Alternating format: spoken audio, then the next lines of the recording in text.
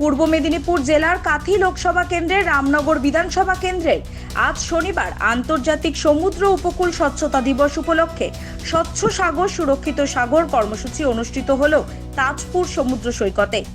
যে বিষয়ে আজকে আলোচনা বা যে দিবস পালন করা, সারা পৃথিবীতেই কল কারখানা সমস্ত কিছু থেকে যা বর্জ্য আবর্জনা সমস্ত গিয়ে কিন্তু ওই প্রকৃতি মায়ের কাছে আমরা বিলীন করে দিচ্ছি, সমস্ত গিয়ে ওই সাগরে নিক্ষেপ করা হচ্ছে। অথচ এই সাগর সারা বিশ্বের এই পৃথিবীর 2/3 অংশ দখল করে আছে এবং সারা পৃথিবীতে যা অক্সিজেনের যে চাহিদা, সাগরের যে প্ল্যাঙ্কটন, সাগরের যে উদ্ভিদ, তারা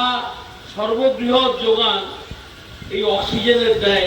উক্ত কর্মসূচিতে উপস্থিত ছিলেন কাথি লোকসভা কেন্দ্রের সাংসদ সৌমেন্দু অধিকারী, রাষ্ট্রীয় স্বয়ংসেবক সংঘের কার্যকর্তা গৌরাঙ্গ খাড়া, দীঘা সারদা রামকৃষ্ণ মিশনের অধ্যক্ষ স্বামী নিত্যবোধানন্দজি মহারাজ,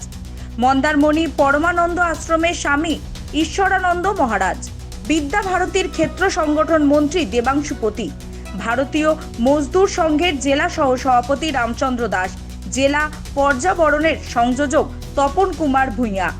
ছত্রী হাইস্কুলের প্রধান শিক্ষক প্রদীপ দাস, অঞ্চলের প্রধান সবিতা খাটুয়া, উপপ্রধান রবিশঙ্কর দাস প্রমুখ।